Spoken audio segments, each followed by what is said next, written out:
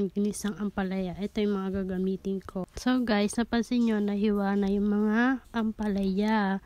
Hiniwa nga pala yan ni mama habang ako'y naglalabas. So, salamat po sa Diyos. And, ang hiwain ko na itong mga sibuyas, kamatis, tsaka bawang, and mamaya-maya magbabatin ako ng 2 itlog para sa ating ginisang ampalaya.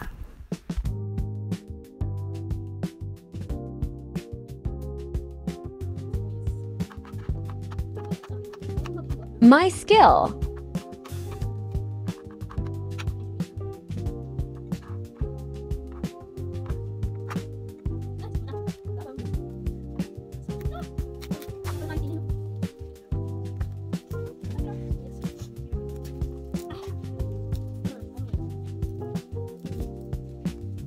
Naman nahihiwain is yung bawang. Yan, babalat ako muna siya, tapos pipit-pitin ko para madali ko siya mahiwa ng maliliit. At eto na nga ang 2 eggs ay babatiin ko na. So, kailangan natin mga condiments dyan. Tayong patis para may pampalasa.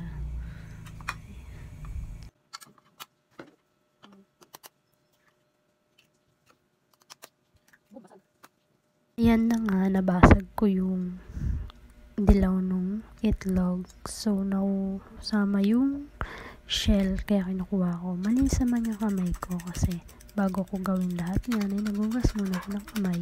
Hindi ko lang napakita sa video. Kaya, sorry na guys!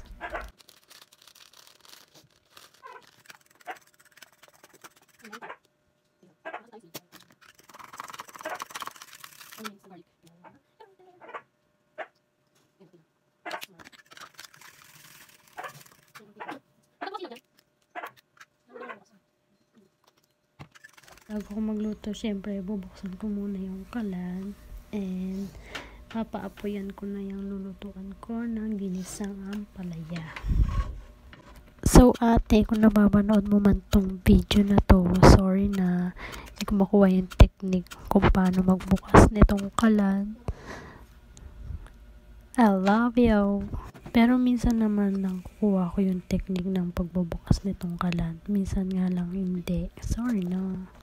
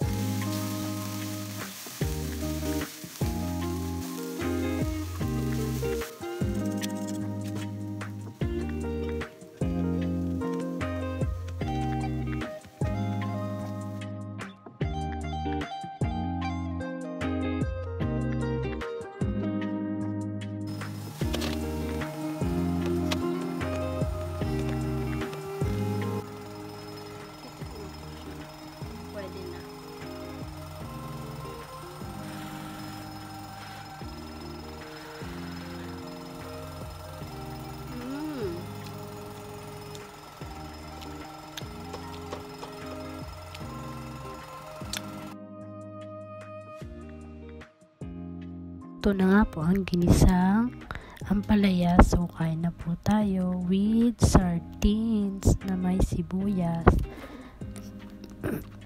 Salamat sa Diyos.